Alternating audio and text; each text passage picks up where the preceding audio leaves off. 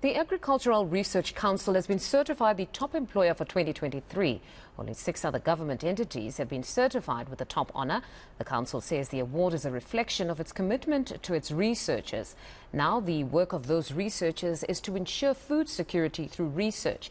And with forecasts of shortages in 2 years due to rolling blackouts, what are the plans to mitigate the impact? Well, let's find out from CEO of the council, that's Litha Magingxa. Mr. Magingxa, good morning and thank you very much for your time. Firstly, congratulations on scooping the Top Employer Award. Just take us through the criteria itself. What does it take to be an institution that is considered a top employer? Good morning, Fundo, and good morning to the viewers at home. And we are indeed very excited to be certified a top employer. The top employer is a global initiative that recognizes and encourages excellence in the area of human capital management.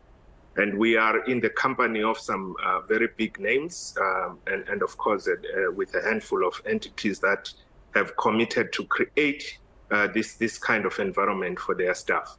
So certification involves, evaluation of your systems, processes, and policies to make sure that indeed they do demonstrate or align with this commitment to create an environment where, staff, of all categories can become, the best versions of themselves. It also, benchmarks and aligns us, with the latest thinking and innovation in this area. And that's part of the reason we are really excited to be part of this group of people. Now, in speaking of innovation, you participate in the development and support of farmers through various research projects. Just give us a sense of the impact of load shedding currently, I mean, particularly on cold chain farmers and farmers dependent on irrigation.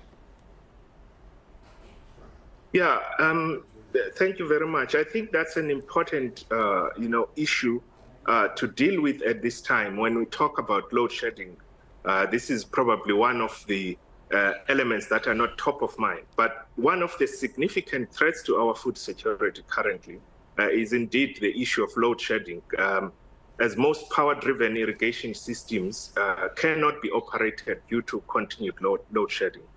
Besides irrigation, as you've also said, Fundo, we have also seen the impact in other energy-reliant and supported industries. For instance, where temperature regulation is required, such as poultry being affected negatively. Dairy farms have not been able to keep milk refrigerated and it's going to waste. And this is all because of, load shedding. The main thing, though, if you think about it within the agricultural sector is then the increase in the cost of production as well, which is going up, and impacting likely in the future food prices. Yes. This is important to know because food insecurity in South Africa, particularly, is largely a case of affordable access. And this kind of situation, will exacerbate that situation. In our own operations, if you allow me for... Yes, you can continue. In our own operations as the Agricultural Research Council, we've also seen the spike in cost of running our laboratories and some of our biological material storage facilities that require ultra-low temperatures, for instance. Those costs have shot up, and due to the heavy cost of running generators and the maintenance, etc., due to the extended hours, and we're talking about equipment that is not necessarily, designed to carry on for extended periods of time. Now, given this reality, even like as we were speaking, for farmers who use irrigation, that it's not sustainable for them to produce using diesel, would a call for them being exempted from load shedding be a legitimate one? So at a sector level, Fundo, the minister is leading a solution-based initiative, which includes key sector players and captains of the industry, as well as engagements with Eskom itself to come up with workable solutions, including considering some of those exemptions that could be considered where it is possible. And we are happy as the ARC to be participating, and providing technical support in some of the established working groups that are working within very tight timelines, I might add, to evaluate a number of possibilities that will be suitable to the sector, including considering the ones that you're talking about.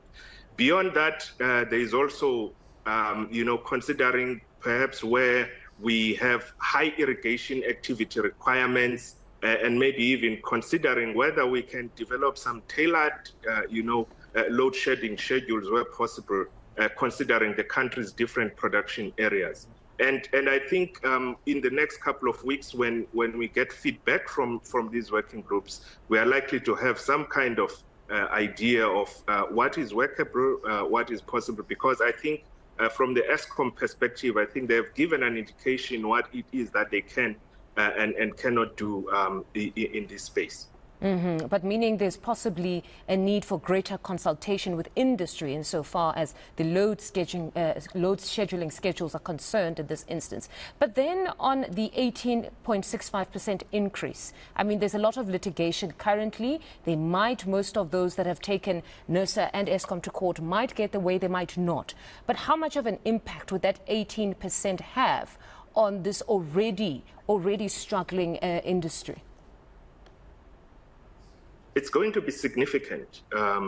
It's going to be significant, Fundo, and I think that's why these kind of conversations are important to reduce the burden on the food production sector, because if you increase the cost of production, and energy is a significant part of that basket of costs that food producers or farmers, have to deal with. And if we let that run away, it's going to pass on to the consumer, unfortunately. And we are already in an environment where the consumer is already tightly squeezed by a number of developments, including what we had yesterday as yet another increase, in interest rates, etc. And all these things combined, add to an already undesirable environment for the consumer.